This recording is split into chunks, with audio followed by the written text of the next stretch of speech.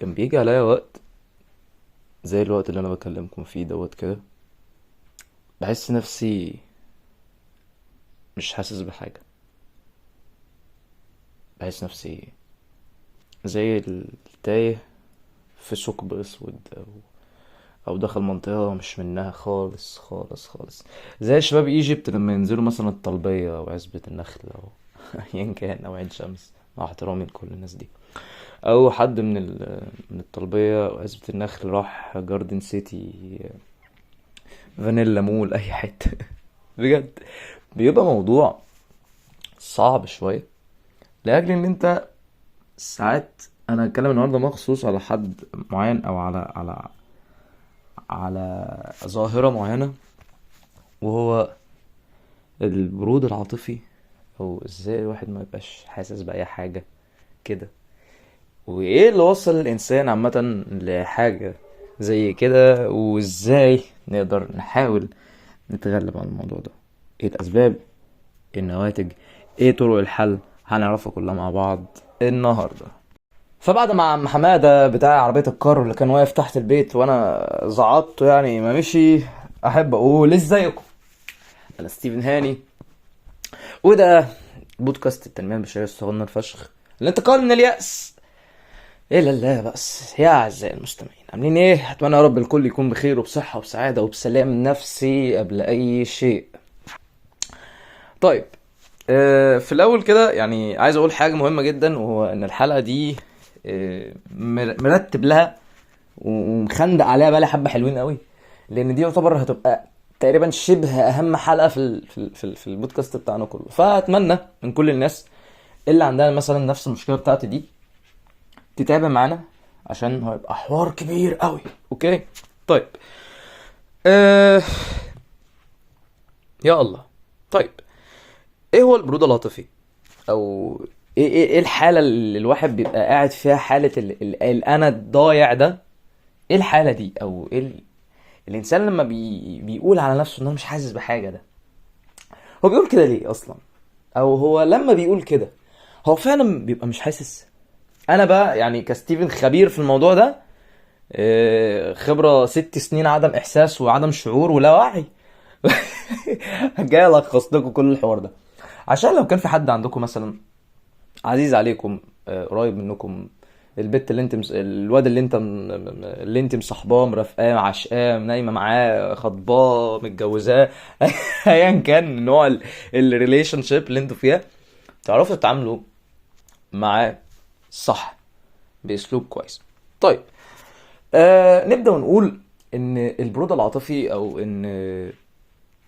ان عدم الاحساس او فقدان الشعور، لو هنتكلم اكاديمي عليه يعني وبتاع باسلوب الكتب وكده، هنقول ان البرود العاطفي هو لما تحس انك فاضي، او مش قادر تشعر باي مشاعر، سواء كانت ايجابيه بقى او سلبيه. اديني مثال يا عم.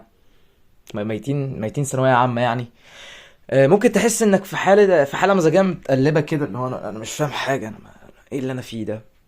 او انك مش قادر تفرح بالحاجات اللي انت بتحبها. طيب، بما اننا هنتكلم في مواضيع معصلجه كده، اتمنى ان انت تخش تشد كوبايه القهوه بتاعتك، عشان ايه؟ من غيرها والله العظيم 3 مش هتقدر تتعايش. اوكي؟ طيب، آه يعني ايه برضو؟ يعني احنا كده اتكلمنا اكاديمي، يعني انا جبت من الكتاب، قريت مش اكتر. حياتي بقى، انا عايز اشوف حياتين الموضوع ده بيخش ازاي. طيب، نظرة الانسان اللي عنده مشكلة في تأقلم مشاعره مع كيمياء جسمه، او البني ادم اللي ما بيبقاش حاسس بالمشاعر كويس، او ما بيبقاش عنده اي احساس، وعنده مثلا زي ما قلنا البرود العاطفي، اللي هو انا مش حاسس بحاجه، او مش فرحان، او مش زعلان، انا عادي. هي الجمله دي، جمله بنت الجزمه دي كارثيه. انا لو عرفت ان في حد من الناس القريبين منك قال الجمله دي في موقف مثلا هو لازم يكون فرحان فيه، اعرف ان كده في مشكله. اعرف ان كده اصلا هو كان بيمر بايام مش كويسه، وما كانش مثلا بيدخلك في الموضوع ده. فالبرود العاطفي يعني باختصار شديد، باختصار حياتي كده، هو انك تكون مش عارف تحدد انت فين. بارد. مش بارد اللي هو يا صفرة، لا مش دي. خالص، مش دي خالص. لكن بيكون نابع من جوانا ان انت مش عارف تكون ممتن لاي حاجه، سواء كانت مفرحه او سواء كانت محزنه.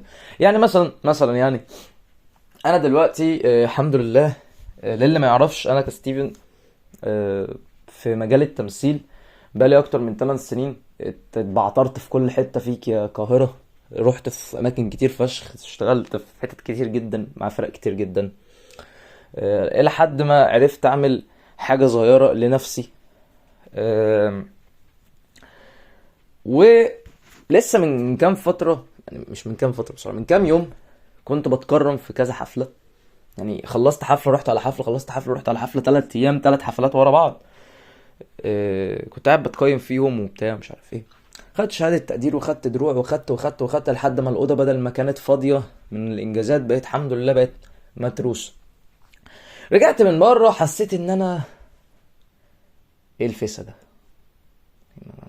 مش فاهم. ده كله بيرجع على انك في اسباب كتير جدا كانت مأثرة على الموضوع ده. طيب عندنا مثلا ايه زي الاسباب ديت؟ الاسباب اللي ممكن تخلي الانسان عامة عنده فكرة البرود العاطفي، او ان هو مش عارف يحس بشيء، او ان هو انا مش معاكم ولا معاها. يعني الاغنيه بتقول انا مش معاهم انا معاكي، لا انا لا معاهم ولا معاكي ولا معايا ولا اي حاجه. طب بنحل ازاي او بنقضي ازاي في الموضوع ده من الاخر كده، عشان عشان الموضوع ما يعصلكش؟ رشفه قهوه وهنموف اون دلوقتي. ايوه كده كده الكوبايه خلصت، نعرف نكمل. طيب واحد من الاسباب، وهي طبعا من اهم الاسباب، محدش يحسبها على اساس انها كليشيه، لكن هو موضوع مهم فشخ. بين قوسين الاكتئاب. بص، سيبك بقى من الكاركتر المهايبر اللي كان بيتكلم معاك من شويه ده، تعالى اكلمك بقى بالاسلوب يعني بتاع النسخه دي. طيب الاكتئاب لما بيدخل حياتك عامه ممكن تحس انك مش قادر تحس باي حاجه بسبب الفراغ الداخلي، بسبب ان انت قاعد دلوقتي مثلا من كتر الحزن او من كتر التراكمات اللي كانت بتحصل حواليك، بتلاقي نفسك قاعد مش قادر على شيء.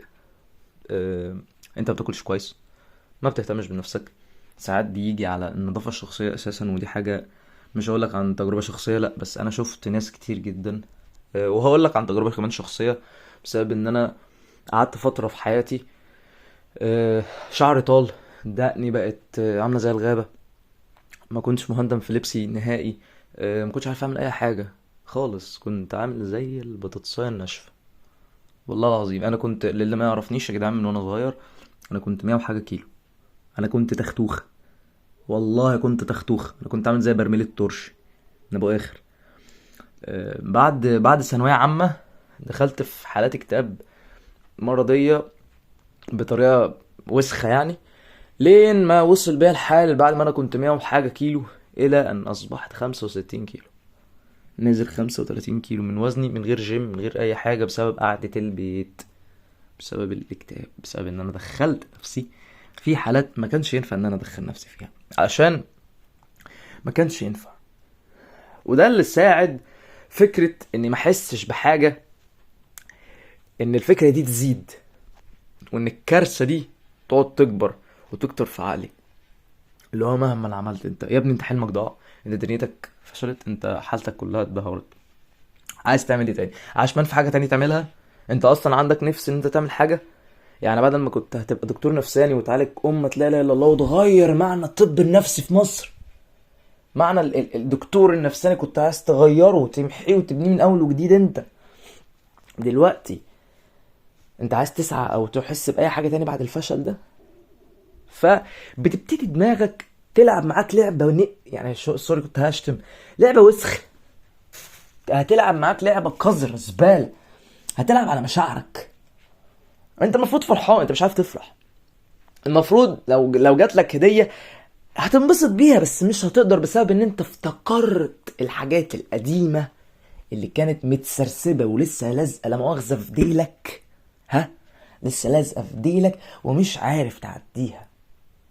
فبتلاقي نفسك بدل ما انت كنت بتفرح 100% تلاقي نفسك فرحت حاجة يعني او عملية هنتكلم عليها قدام شوية، هي عملية الانبساط او الفرحة المؤقتة او الفرحة اللحظية.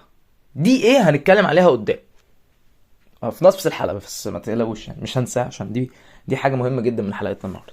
اوكي، ده كان اول سبب او the first reason من المصايب اللي عندنا. طيب تاني حاجة وهي زي ما قلتها في الخطوة اللي فاتت، هي يعني كلها بتندرج تحت كلمة الاكتئاب، هو التعرض للصدمات النفسية. انا بكلمكم اكاديمي بعد كده بشرح انا فل، عشان في ناس كتير علقت معايا الموضوع ده وانا كستيفن ما عنديش مانع فيه. يعني ايه الكلمة المعصلجة دي المجعلصة دي؟ ايه ده؟ يعني ايه التعرض لصدمات نفسية؟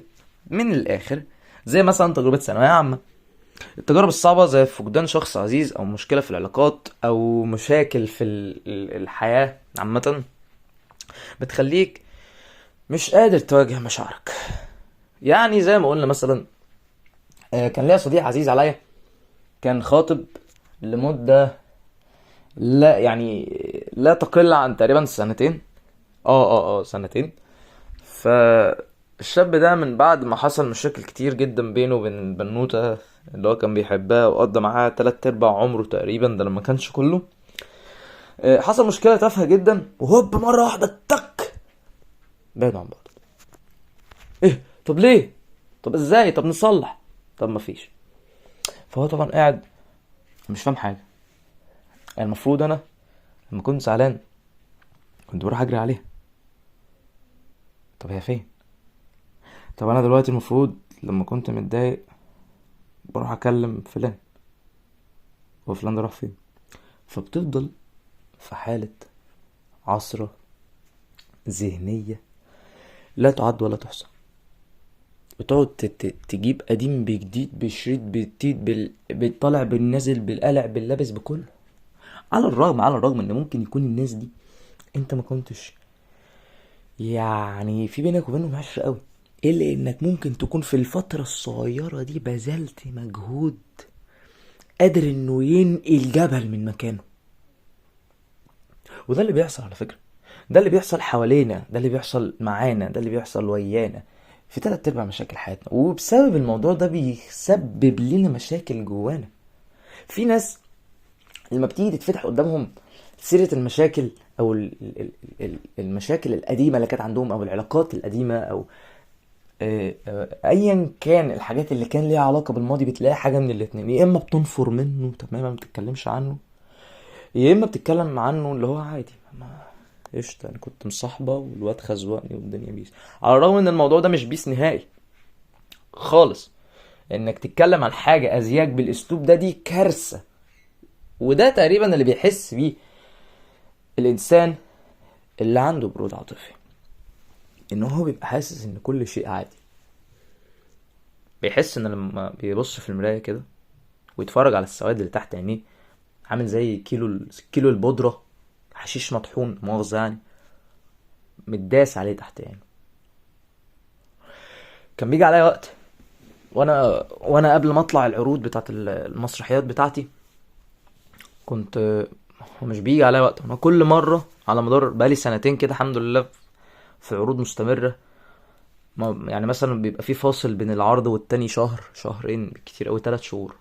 قبل العرض قبل ما الناس تخش عشان تتفرج علينا وبتاع، بيبقى في جو توتر ابن حرام، بتبقى قاعد كده اللي هو يا نهار اسود ايه ده، هبقى وحش مش عارف اعمل حاجه، ناس بتضحك عليا. ده الناس الطبيعيين. لكن في حاله شاب عنده مش هقول 20 سنه، لا اقول شاب عنده من المشاكل ما يوازي 20 سنه حكاوي، وكمان عنده فكرة او مشكلة ان هو ما بيقدرش يحكي او ما بيقدرش يعبر عن مشاعره، او عنده مشاكل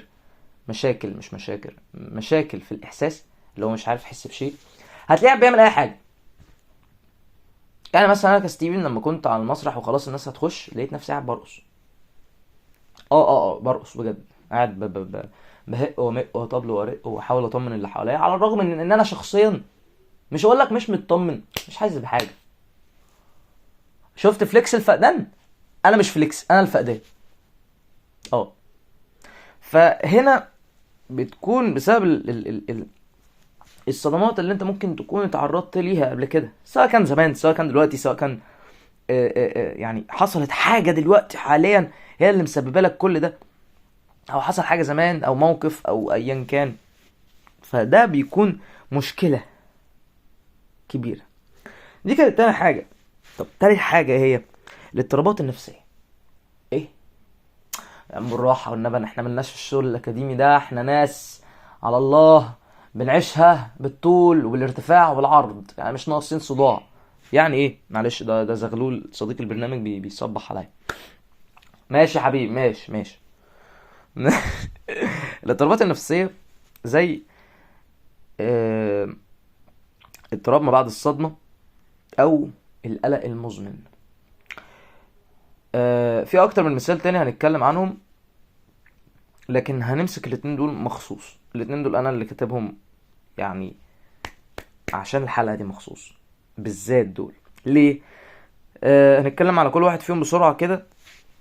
ايه هو الاضطراب النفسي او اضطراب ما بعد الصدمة؟ بقول لكم ايه، فكوكم من الشغل الاكاديمي ده عشان مش جاي معاه سكة والله العظيم. يعني مع احترامي والله للكتب المعتمدة وده منهج وبتاع، ده مش واكل معايا. عارف انت لما يبقى لسه حاصل معاك كارثة دلوقتي، يعني هنلخصها في حبايبي بتوع ثانويه عامه، معلش احترموني، انا كنت لسه محشور زيكم من 3 سنين بالظبط. اه، طبعا انت خارج من امتحاناتك مظبط الدنيا ومقفل المفاهل وعامل حسابك ان انت جايب 95 90، يوم ما تقع منك قوي 88%، تلاقي نفسك جايب حاجه و50%. بتبقى واقف ساعتها مش فاهم حاجه، مش فاهم حاجه. انا اول مره والله عمري ما هنسى، اول مره فعليا اخد يعني سكينة في ظهري كده، جابتها من تحت البنطلون لحد دماغي. يوم ما كنت واقف، ابويا كان واقف جنبي، كان بيشوف النتيجة معايا، لا مكتوب 78 و 58 و 8 من 10. انا عامة ما بحبش اغلط كتير، يعني انا بحاول اكنترول لساني. بصيت لابويا،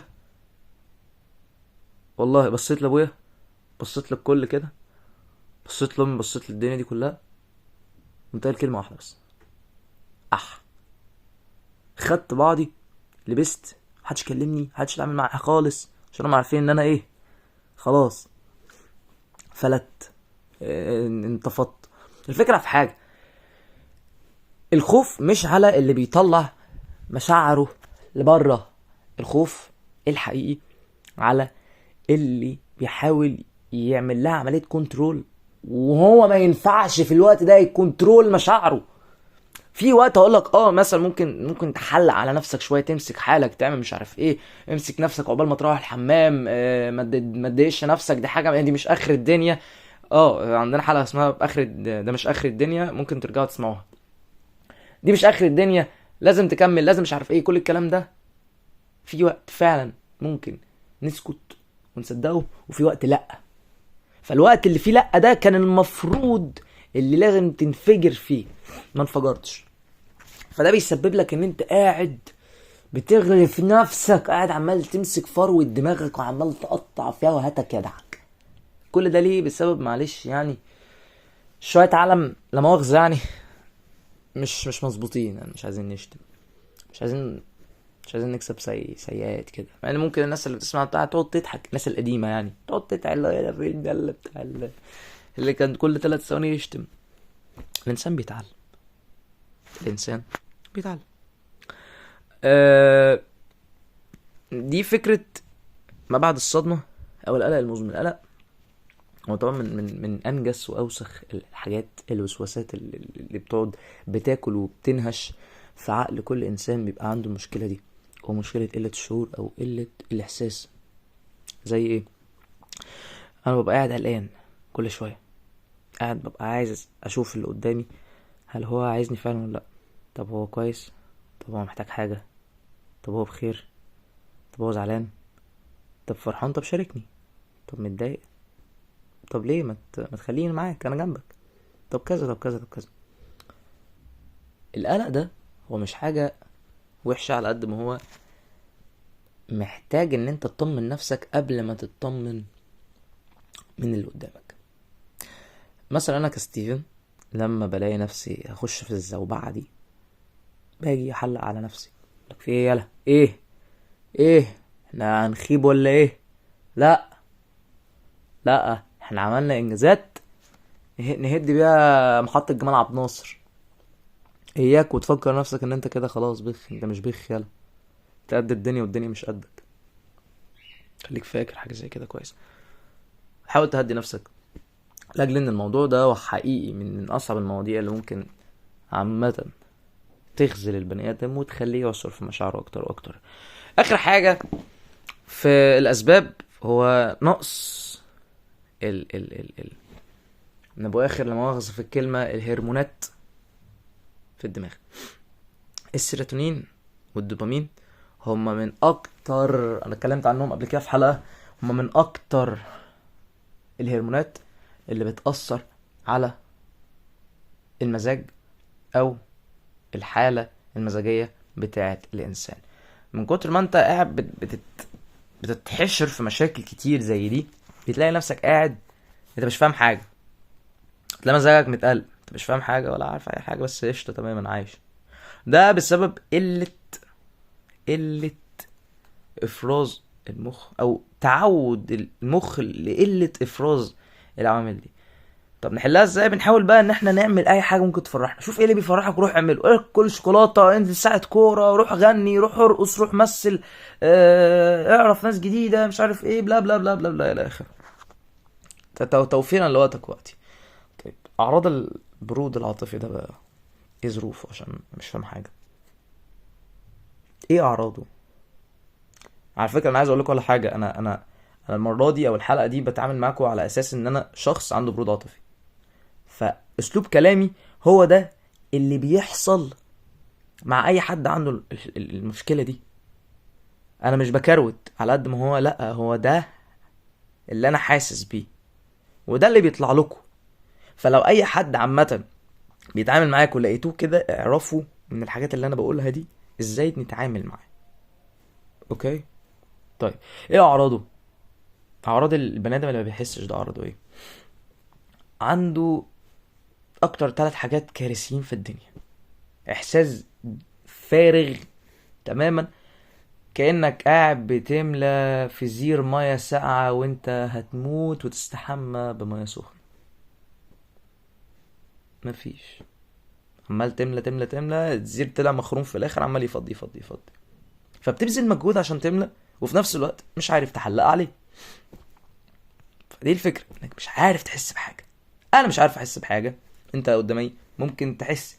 يعني انا ممكن لو في ريليشن شيب اللي قدامي البارتنر اللي معايا يا دين امي يعيش احلى وافضل وانضج واحلى واطعم فترة في حياته. ليه؟ لان الانسان اللي عنده مشكلة التبلد الشعوري او برود العواطف او ايا كان اللي انت ممكن تسميها يا عزيزي، بيبقى شاف وسمع وشم وده ولحس وبص اتلبس، جرب وشاف وسمع وكل حاجه، عمل كل حاجه. فلما هيتحط في ريليشن شيب او لما هيتحط في شيء، مستحيل يخليك تحس باللي هو حاسه.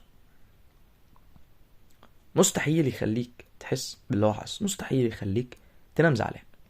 مستحيل يخليك تبقى قاعد متضايق للحظه وهو ما يقعدش ينكشك، يحاول يهزر معاك، على الرغم ان انت ممكن تكون انت كمان سبب من اسباب المشاكل عنده، لكن هيفضل واقف معاك وجنبك. فدي الفكرة. فبيحس ان هو مش مليان، فاضي، مفرغ. تاني حاجة هو الانسحاب الاجتماعي، مش عايز يكون مع الناس ولا عايز يشارك في اي نشاط ولا حاطط نفسه ولا ضائر نفسه في اي مكان. هتلاقيه قاعد كده واخد له ركن، معاه نوتة، معاه قلم، معاه مزيكا ومعاه سماعة، معاه واي فاي واكل مرصص جنبه مش قادر ياكله، ومشاكل كتير جدا. طب ليه؟ طب يا ابني، طب حاول، طب ما فيش، انا مش قادر. الجملة دي بتبقى جملة كارثية علشان ما بتقدرش تتعوض. هقول لكم تعويضات ليها مشابهة ليها او ازاي نعالجها بس كمان شوية. تالت حاجة والاخيرة هي قلة المتعة.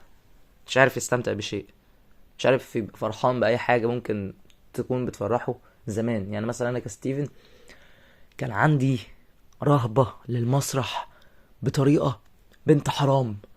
كنت مسافة بس مخش من باب المسرح كده واشوف الخشبة قدامي، يا نهار ازرق، يا لهوي، يا لهوي على الادرينالين وهو عمال يرقص في جنابي. انا قاعد مش قادر هموت من الفرحة. اطلع على الخشبة لازم ابوس اول سلمة من الخشبة، ابوسها كده. دي يعني دي حاجات عندي انا كستيفن. مش شرط يعني الواد اللي انت بتحبيه او البت اللي انت بتحبها يبقوا بيعملوا كده، اكيد يعني. في كل واحد في كل واحد فينا عنده حاجات هو بيحبها. في الحاجات اللي هو بيحبها بيعمل الحاجات اللي هي بتحسسه ان هو مستريح ومبسوط. فلما تلاقي حد بيعمل كده معلش يعني تتريقش عليه، اللي هو انت بتعمل ايه يا اسطى، تقعدش تبقاش انسان بايخ عشان الحاجات دي بتضايق. اوكي طيب، الآثار اللي بتطلع على إنسان عنده مشاكل في الشعور، أو زي ما بنقول في حلقتنا النهاردة هو البرود العاطفي. إيه اللي بيجرى أو إيه اللي بيحصل في حياته اليومية عامة؟ عندك حاجتين: صعوبة في التفاعل مع الآخرين، بيبقى صعب إن هو يتعامل مع الناس. ممكن تحس إنك مثلا مش قادر تكون جزء من اي محادثه او اي علاقه. عارف انت اللي هو داخل بدماغه في الموضوع وخلاص، او مش داخل بدماغه، مش قادر يكمل مناقشه. هو تمام ازيك امك عامله ايه؟ تمام كويس الحمد لله يا رب دايما، يلا سلام. حتى ما تستناش رد اللي قدامك بس.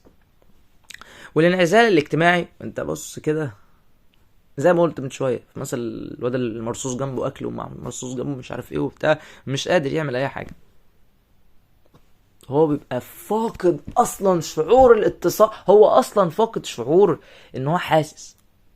انا مش حاسس بحاجه. فتخيل بقى انت مثلا مطالب منك ان انت تبقى مظبط في الشغل ومظبط في كذا ومظبط في كذا ومظبط في كذا ومظبط في كذا وانت مش قادر.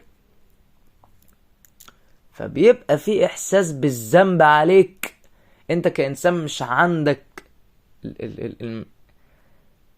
الحاجات اللي تخليك كويس. فتخيل كده، يبقى موت وخراب ديار، مش حاسس بحاجة، ويوم ما تحس بالذنب. دي بتبقى كارثة. طيب ازاي بنتعامل بقى مع البرود العاطفي؟ ازاي ننقذ بقى المواقف دي؟ ازاي نلحق حد؟ وسعوا لي كده، انا جاي. السلام عليكم، عندكم شوية مشاعر؟ لا. طيب ازاي ننقذ او نلحق حد ممكن يكون في بداية او في منتصف او حتى في نهاية المراحل بتاعة البرود العاطفي؟ بص عزيزي المستمع، انا هتكلم كمريض، وهتكلم مش هقول مريض، انا مش عايز يعني اوديها في سكة المرض، عشان هو مش مرض على قد ما هي بتبقى مشاكل محتاجة انها تتحل مش اكتر. تمام؟ فانت زي الفل يا حبيب قلبي، انا زي الفل، كلنا زي الفل. بس مفيش مانع من انك اول حاجة تطلب المساعدة. ايه اطلب المساعدة؟ ايه يا عم، انت مش لسه بتقول ان انت قد الدنيا والدنيا مش قدك؟ ايوه انا عارف، وانا معاك في حاجة زي كده كويس جدا على فكرة. بس على فكرة مش دايما بتبقى انت قد الدنيا والدنيا مش قدك. ساعات بيجي عليك وقت انت بتبقاش قادر. احنا بنتكلم بجد دلوقتي. انت ساعات بيجي عليك وقت انت ما بتبقاش قادر. اكسر شوكة الانا دي، ومفيش مانع انك تجري الاعز حد عندك. يعني انا عندي صاحب بالدنيا وعندي صاحبة بالدنيا، بروح اجري لهم يا جدعان انا طلع مكتين امي ببقى داخل لهم كده مبتسم وانا فرحان، على الرغم ان انا كنت ممكن اكون لسه خارب الدنيا بره، لكن مفيش حاجة في ايدي اعملها. انا تمام، انا بيس، انا زي الفل يعني. فهي دي الفكرة، انك مفيش مشكلة انك تطلب المساعدة. لو حسيت انك مش قادر او انت مش قادر تتعايش، مش هقولك تروح لدكتور نفساني يا عم، لا لا لا لا لا لا لا لا لا لا لا لا لا لا لا. هنسيب دي بقى الاخر اخر اخر اخر حاجه. عشان انا يعني كستيفن هو كان نفسي ان انا اطلع دكتور نفساني او ثيرابيست او ايا كان، بس بقى مش ثيرابيست اللي هو بتاع المواقع بقى اللي بياخد 75 جنيه في الساعه، وانت مأجر لمؤاخذه يعني واحده. لا لا، دي مشاعر، دي مشاعر، لازم تبقى عارف انت بتقول ايه، بتعمل ايه، تبقى قاعد مستأمن ان انت بتتكلم معاه. واهم حاجه من انك تطلب المساعده هو انك لما تطلب المساعده تطلب المساعده من حد صح. خذلك البشر، روح للي اعلم مني ومنك.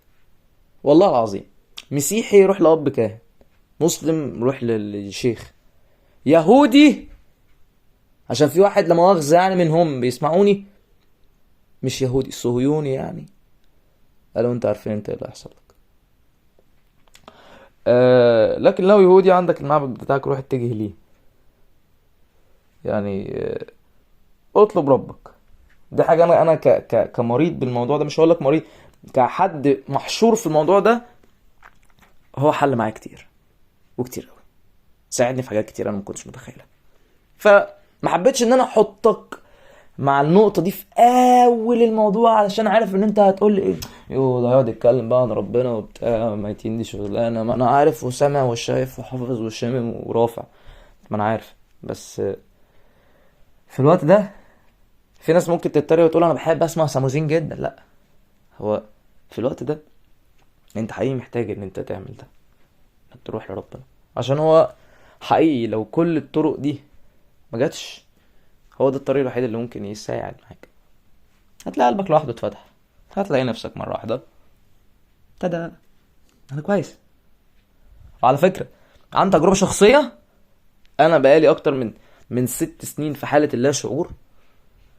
انا لما بتجه لربنا بلاقي نفسي في حتة تانية، في حتة سبعة.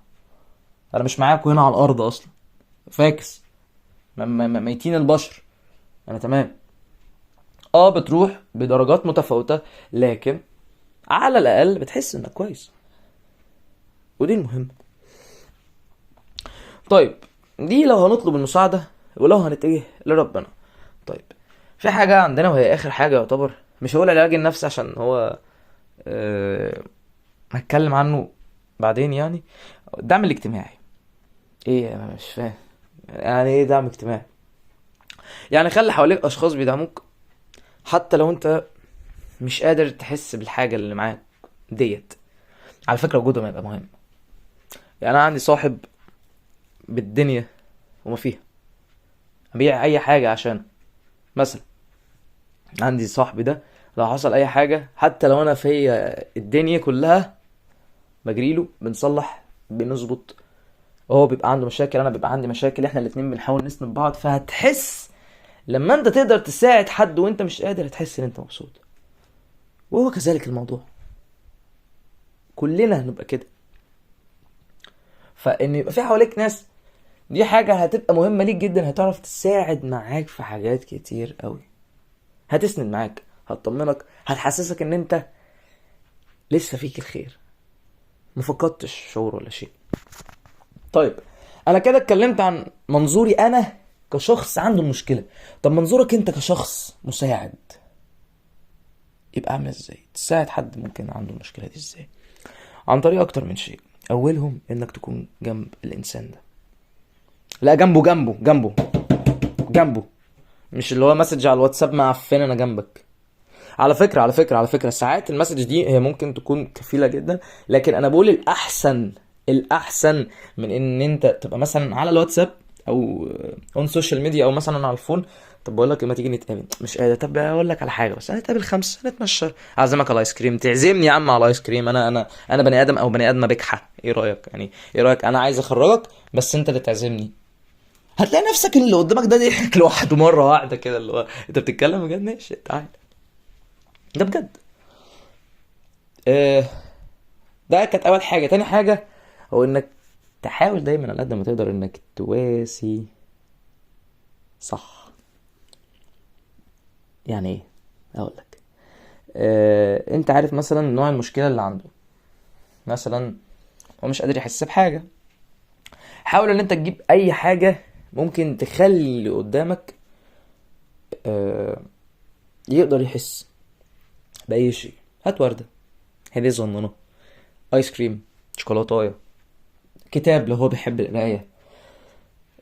يا لهوي بقى لو هو مثلا بيحب الكتابة او حاجة، جبت له قلم، كشكول مثلا. لو هو حد بيحب الفن عامة هات له لوحة.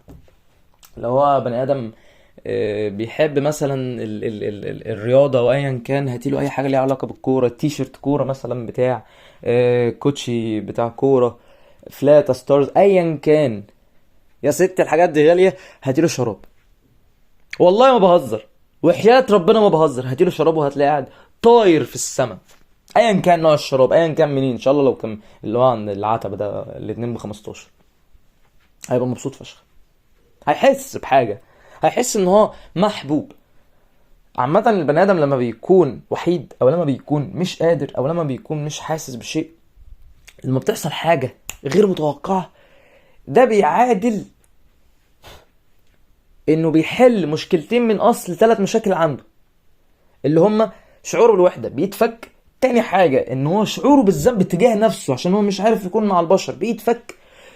والتالت مشكلة اللي هي بتفضل موجودة دي، واللي هي ان هو مش قادر يتحرك، فحد بقى بيتحرك له، فكده هيتشجع ان هو يتحرك من اول وجديد. هيحاول ان هو يبني نفسه من اول وجديد. هيبتدي ثقته في نفسه تبتدي تعلى، ولو شوية، لو لمدة لحظات. فانتوا حاولوا على قد ما تقدروا ان انتوا تبقوا عز الاصدقاء، او عز الصحاب، او عز السند. لو انتوا فعلا بيتقال عليكم ان انتوا صحاب حد عنده برود عاطفي من الدرجات الكبيرة، حاولوا ان انتوا تحافظوا على البني ادمين دي، عشان هم حرفيا بيتبهدلوا قوي. يا زغلوه جايلك. طيب، في نهاية حلقتنا لازم نكون عارفين حاجة. البرود العاطفي هو مش نهاية الطريق. لازم تدي لنفسك يا عزيزي المستمع او يا عزيزتي المستمع فرصة عشان تحس وتعيش حياة جديدة. هتقول عدى وقت مين يالا يا ابو شخ؟ عدى وقت مين يا بت اللي لسه ما شفتيش جسمك في المراية؟ تعبت ولا ايه؟ اخركم كام سنة؟ 20 30 سنة؟ فيها ايه؟ لسه قدامنا وقت. طول ما احنا لسه قلوبنا شغالة بتضخ دم، يبقى لسه في وقت. طول ما انت بتصحى كل يوم، ولما تبص العيل في الشارع وتلاقيه بيضحك فانت تضحك تلقائيا، اعرف ان لسه في وقت. طول لما بتشرب قهوة وانت قاعد بتسمع مزيكا وبتعمل اي حاجة، حتى لو كان في جو محزن وبتبتسم بس، اعرف ان لسه في وقت. لسه في وقت، ولسه في وقت كبير وكتير قوي عشانك وعشانك، ومن حد جايلك من هناك بعد ما تبادل وطلع ميتين قال، ويمكن لسه ما عالجتش مثلا بنسبة 50%، لكن بقول لك المواضيع دي كلها بتفرق. وجودك مع نفسك هيفرق معاك كتير قوي بجد. فوق. انا بحاول افوق. تعال نفوق سوا. لا مش نصطبح، مش نشرب حتتين ب100، لا. نحاول نخلي بالنا من نفسينا. لو حسيت بحاجة غريبة او مش قادر تعبر عن نفسك، خليك دايما فاكر انك مش لوحدك، وفي طرق كتير قوي للمساعدة اتكلمنا عنهم كتير فوق. فأتمنى الدنيا تبقى معاك بسيطة، وأتمنى لو كنت حاسس بشيء تكون حاسس بحاجة كويسة. ولو مش قادر تحس، حاول انك تعمل اي حاجة. انا مبسوط لاننا وصلنا لنهاية الحلقة دي، واشكر كل انسان وكل فتاة، مش فتاة على ان هي وصلت لهنا. وشكرا ليكم كلكم، لان انتم بتحاولوا ان انتم تكونوا ناس كويسين صحيين من ناحية الحالة النفسية. اتمنى ان الكل يكون استفاد. اللي يحتاج اي شيء الاسك تحت موجود، كل حاجة موجودة تحت. نلقاكم في حلقات اخرى يا اعزائي واعزاتي المستمعين، والى الانقضاء بقى. يلا و rest in peace.